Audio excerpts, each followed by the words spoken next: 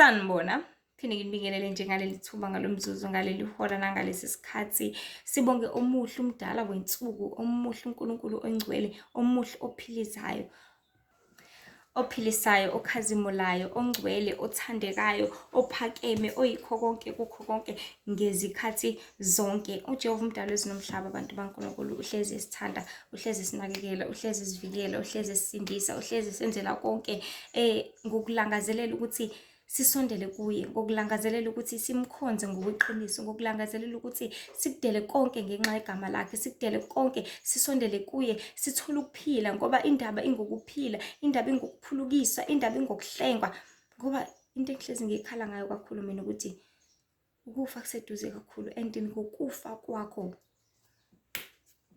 game over. So sekuthiwa nje kwaphela, tholile ithuba, uphilile, ubukile, ulalelile, uhambile, usebenzisile izandla zakho, uphefumulile, wawukhipha, wawufaka, ukwenzile konke, kodwa kwenzakalani? Kodwa wenzani? So bantu baNkulunkulu, ngicela nje sihloko sithi ngaphandle kaNkulunkulu singenze lutho. Ngaphandle kaNkulunkulu singenze lutho. Scripture nje, it's a very simple one. Incwadi yami ngiyithanda kakhulu. John 15:5. Sihlala ngini nami kini ngoba ngaphandle kwami ningenze lutho. So ngilele nje in my sleep uNkulunkulu akhulume kakhulu ngami ukuthi ngibona ngifundiswa ekulaleni kwami ukuthi uma silalela senze intando kaNkulunkulu,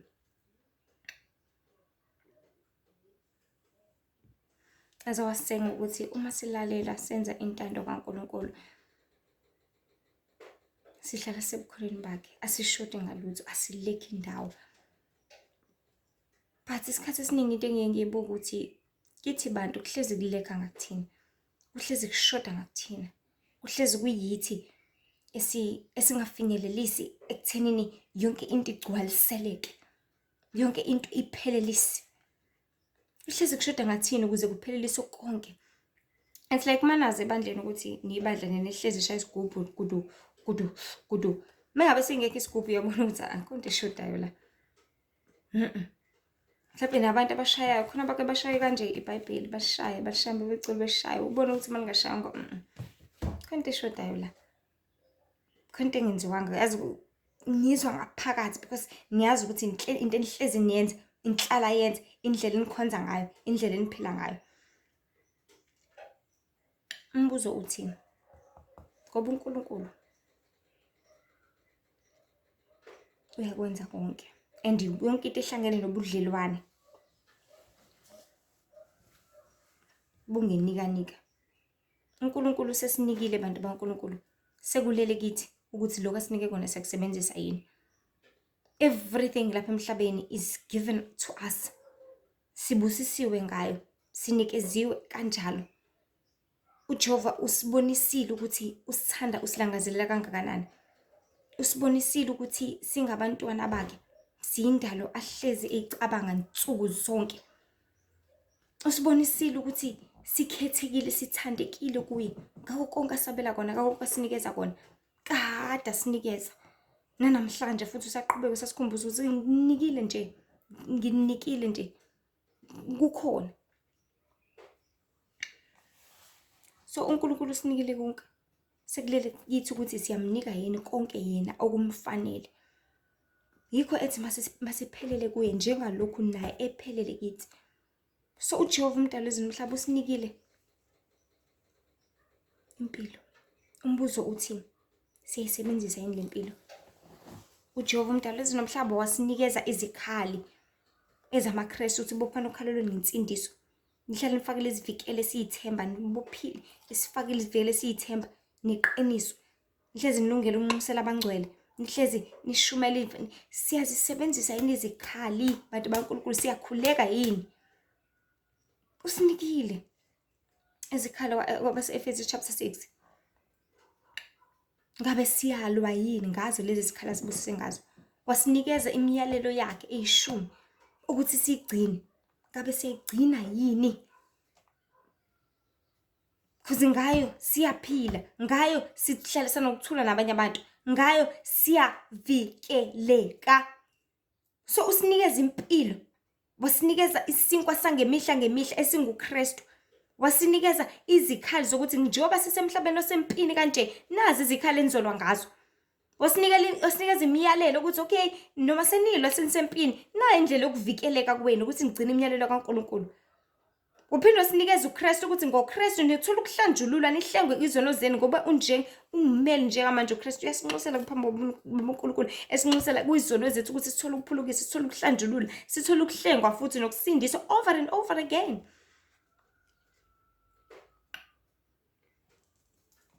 Wasipha ukuhlakanipha okuza ngento eyodwa kuwesaba uJehova bathi siyamesaba yini na? Umuntu noma engazishaya okhaliphe nohlakaniphe kanjani nakangakanani iqiniso likithi uhlezi uzodinga something, uzohlezi udinga isandla ngoba zonke izandla ziyagezana. Akekho ongama nje ephila qekelele mephila lapha emhlabeni athi hayi wena uzosiphilela yena uphila yedwa yena uright nanana. No. Uzodinga omunye umuntu. Because ngisho kuthiwa uthi uphila wedwa mhlawumbe uhlala wedwa ukuze uthole ukudla ngithi uzodinga ukuthi uthole even ngisho kuthiwa uyazitshalela wena. Uzodinga ukuthi igede lotshala ngalo uzolithenga uzothenga komunye umuntu. Isipedi leso sisebenzisa uzothenga komunye umuntu. Imbewu mhlawumbe if you start uzoyithatha. It's not gonna come from. Ngeke ziyehle njengamanzi emvula. But it's either uzoyithenga lapha noma uthenga izithombo or whatsoever, but uzodingeka umunye umuntu somewhere somehow. Sihlezi sidingana singabantu baNkulunkulu. Izandla zigezana makunjalo. Sisizana ngaleyo ndlela. Silekelelana ngaleyo ndlela. Siphilisane sonke singabantu. Because if ngisho kuthiwa ukhona ongaphili ngalutho ngaphambi uphila nje ngoNkulunkulu lapha emhlabeni usuke uyisithunywa sikaNkulunkulu. And in most cases izithunywa zihlala isikhathi eside. Zisheshe zihambe zigoduke zibuyele ekhaya. Suke zofeza nje lo msebenzi bese yabuyela ekhaya.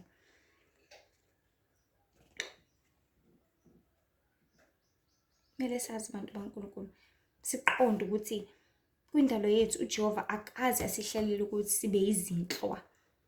So if ubona ukuthi you are so isolated, ubobheka mhlawumbe senginogcobo senginesitha phakathi.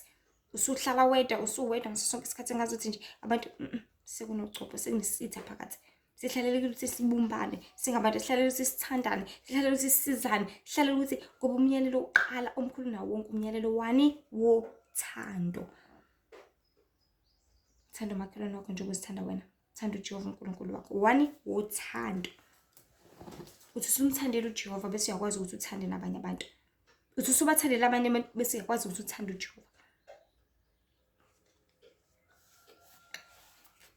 Kanjalo yikhona ubaba Adam. Wathi sembona uNkulunkulu semdalile embikile ezilwaneni nombeka kwimvelo nanilana. Ngambona ukuthi akumlungile ukuthi abe yedwa yazini umakhela umsizo njengaye. Because uNkulunkulu uyazi ukuthi usidale sababantu usidale kanjani. Usidale saba nemizwe kanjani. Usidale sadinga ini. Usidale sacabanga kanjani. Usidale sababantu abayisima kanjani. Wasidala saba ngabantu abashoda ngani kuyona yonke into. Njengoba nabantwana bengekwazi ukuthi bahlale ngaphandle kwabazali, sinjalo ke nathi sikwazi ukuthi sihlale ngaphandle kwaNkulunkulu. Umntana akwazi ukuhlala ngaphandle yes engatshela uhlala impilo sasilo sanabo but shiya ukuthi abantwana besimanje manje sebetshela ukuthi bakhaliphile. Bayitshela ukuthi bazi kangcono.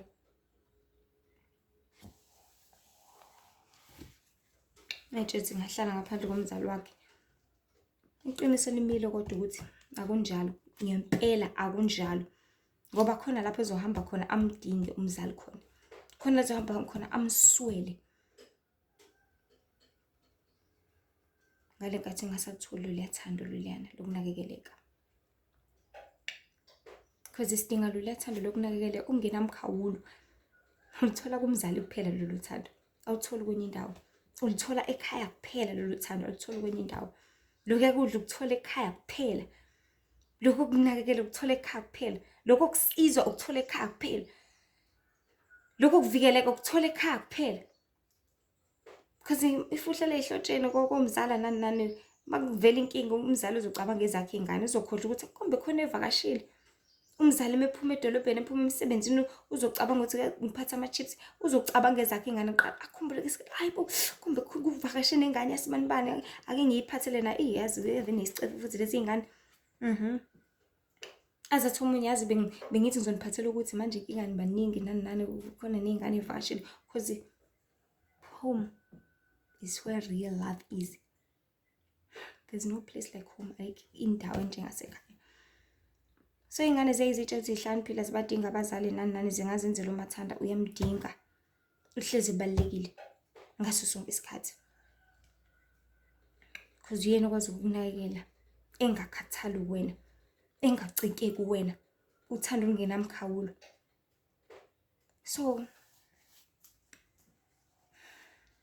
ngiyibeka nje le ndaba ngokusizwa nokukholo kaNkulunkulu ukuthi kufana nabobhuti bethu nje manje nabodade bethu nendodana it's actually kufana nendodana yolahleko esithola ngayo ukuthi yashiyo ubaba yashiyo umcebo yathatha ama-millions yathi wena baba usazofa vele ngcono unginike manje imali yami wakuthatha konke athi sikuthathile yahamba ukuphuza nefebe yakudakwa yabhema yakhumbula siphelile imali sisebenza isidla imvuthuluko sidla whatever besiqala isebenze iqala yakhumbula ukuthi ngeke ekhaya mina bengayidli yonke lento ngeke mina ekhaya mina benginesebenzi ngeke mina ekhaya bengakwenza ukuthi abuyele emuva. So kufana nendodana yolahleko yona engayibeka njengamanje njengobhuti bethu nosisi bethu ababizwa ngamaphara abahlala emadolobheni betshela ukuthi basahlakaniphile uma besafuna lezi zinto zabo besayilangazelela shiyo ukuthi it's led by spirit but ngokuyitshela ukuthi uyazi uhlakaniphile azibona ukuthi hayi mina ngaphila impilo yami azibona ukuthi mina ngenza into engiyithandayo nani nani athi sele sizimshaya sizimnetha esihlala emadolobheni njengamanje akasadli ngendlela adedla ngayo ekhaya uma bethanda ukudla kawu-6 ubengadla kawu-6 adle isinkwa adle nanoma yena ayithandayo khona ngaleso sikhathi but manje la sihlala khona usedla igunya elilodwa in 3 days. Le ndawo esehlala kuyona engcolile ekhaya bekwazi ukuthi ambathe afudumale ingubo zawo home choice ingubo ezinkulu engaka especially makubanda but la esekhona usembatha usonginja ongambathwa ngisho yinja yakubo ejardini lakubo.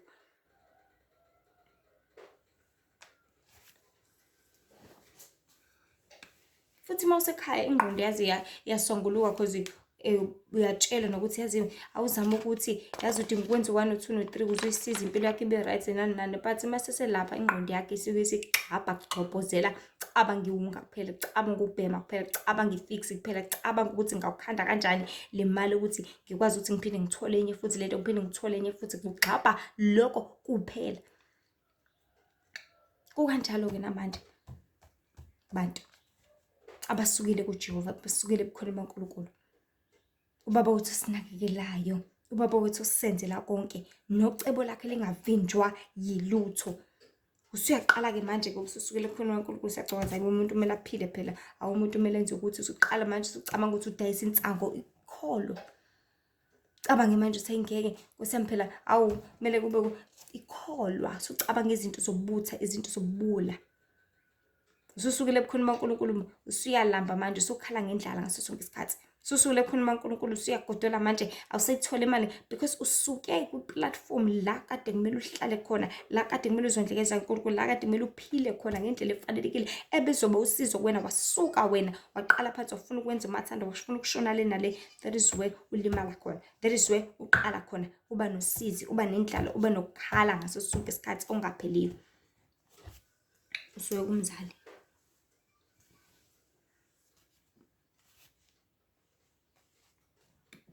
Kodwa ngikwazi ukuthi umzali usakhona, usangumnakekeli, usanothando, usanakho konke. Phela wena mntwana usukile kuye, wasuka embusweni, wayinhluphekweni. Ngoba ukwazana noKristu kungumbuso kakhulu. But mase ususukile ekubuseni kwaphakade uzifakela wena inhlupheko. Uziyisa wena usizini, uziyisa wena lapho ungafanele khona, lapho uNkulunkulu bengekeza kuyise khona, lapho engafuni ukuthi uye khona. But uziyela khona ngenxa yokuthi uthanda izinto zezwe, uthanda izinkanuko zesikhashana ezithi mase zidlulile futhi zikushiye uzisola kakhulu. Ngakho-ke ngalo myalezo bantu baNkulunkulu engavuka nawe ephusheni in that day,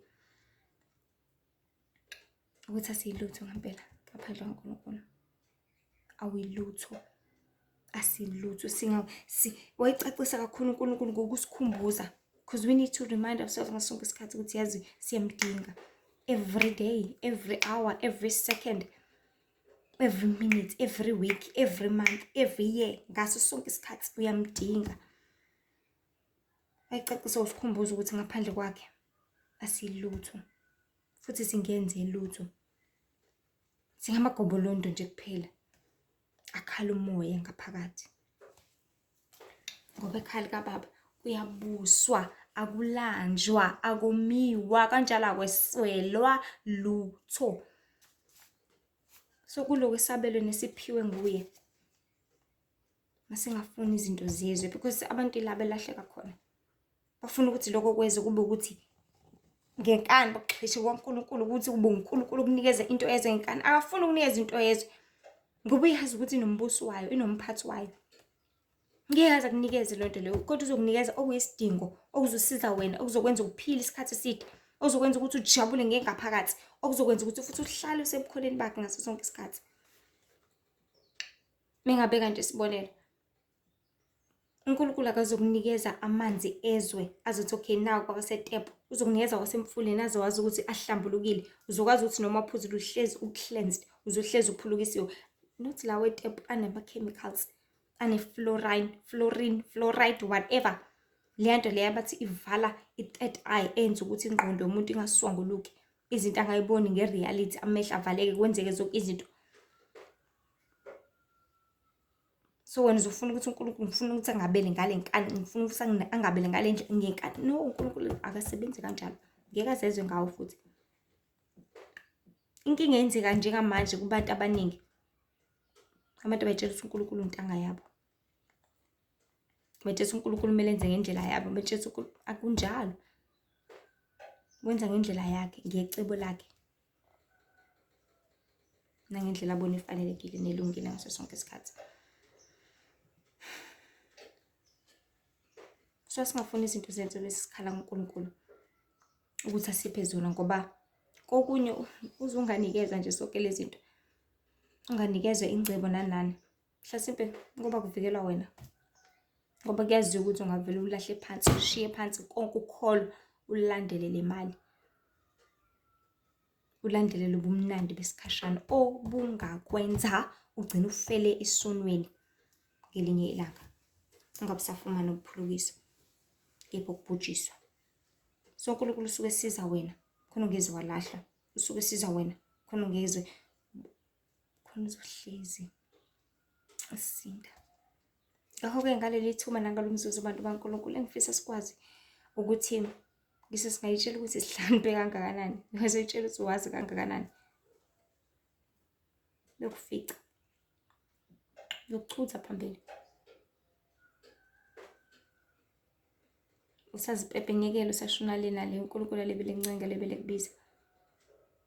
Athi woza uzodla, ungafuni wena ukudla, uzolamba, izokufica indlala ngolunye usuku. Because ngisho yithi wazi kangakanani, empeleni awazi lutho uma ungenayo uNkulunkulu empilweni yakho. Uma ungamesaba uJehova awazi lutho. There is ukuhlakanipha uqala kwakho ungamesaba uJehova. So uma ungamesaba uJehova awazi lutho,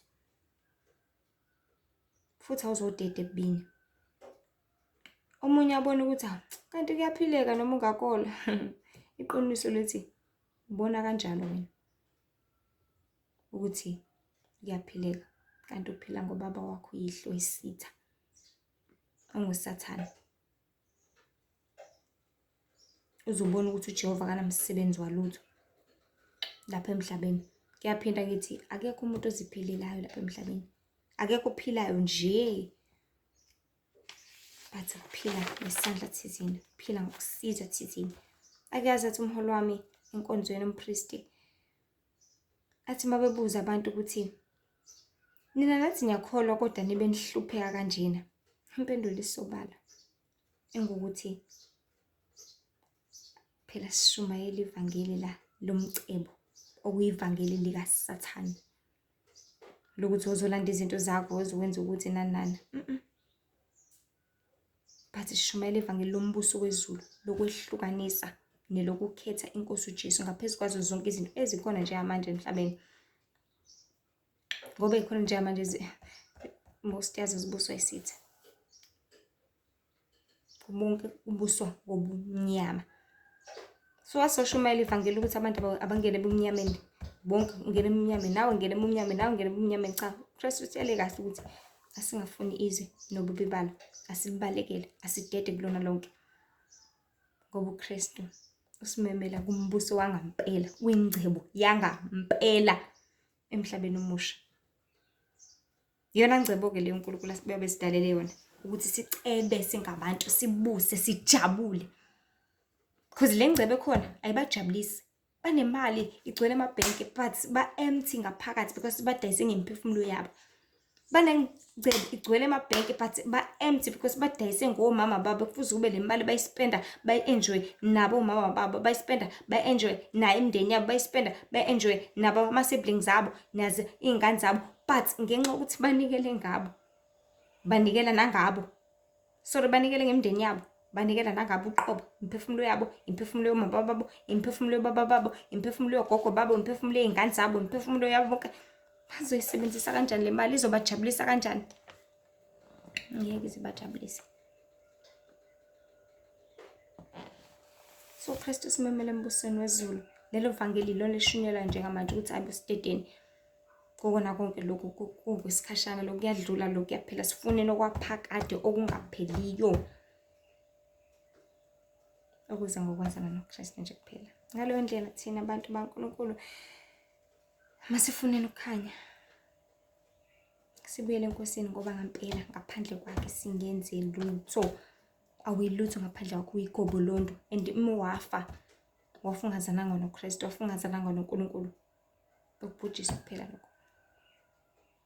But uNkulunkulu waziyo ngempilo yakho, uNkulunkulu waziyo ngekusasa lakho, ngezenzo ozenzayo, ngendlela oyihambayo, kokukhandlekelayo, ngoba uyena okubonayo insuku zonke. So sibuyele enkosini, kubaba wethu ohlala ekhaya ezulwini, ngokuzidela, ngokulahla wonke amabala esono, khona sizophelela kuye, sisondliwe nguye, sinakekelwe nguye, ebese sihlala sinokuthula nenjabulo engapheliyo ngaso sonke isikhathi. Abantu baNkulunkulu, phendukani ngoba umbuso wezulu iyona umyalezo uqinile obalulekile kulesi sikhathi sokugcina esiphila kusona njenganamhlanje, ukuthi abantu phendukani ngoba umbuso wezulu usosondele. Phendukani ngoba umbuso wezulu usosondele. Nihlengwe, nisindiswe, nibhabhadise, nithole ukuphulukiswa, ngoba kukho okunye ungathi ukuhlalela emhlabeni. Uhlalele ini? Uhlalele ukudla akusemnandi? Uhlalele ini? Uhlalele injabulo? Iphi le phelayo kancane siphelile? Le esetshenzelwayo kumele ukukhandlekele kuqala uyikhweba kuqala uzojabula, uyoyijabulisa iqolo libe libuhlungu ngabe uyalala, phinde futhi kusamele uvuke kusasa emsebenzini ukhathela, usakwazi ukujabula nomndeni wakho, senendaba ney'ngane zakho, uhlala le egoli ngokomsebenzi nani, umndeni wakho awuboni ukuthi iy'ngane zakho yikhula kanjani, awuboni ukuthi zidingana, awuboni, uzwa ngendaba ukuthi hawu sekwenze ukuthi nani, ngisho kuthiwa kushona umngane wakho endaweni, hawu uma ngisemsebenzini ngeke ngikwazi ngisho ukumfihla umngane wami, kwasho kuningi.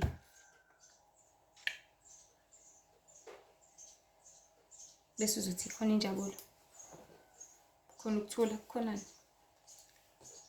Ngixolele mina ngibona lutho.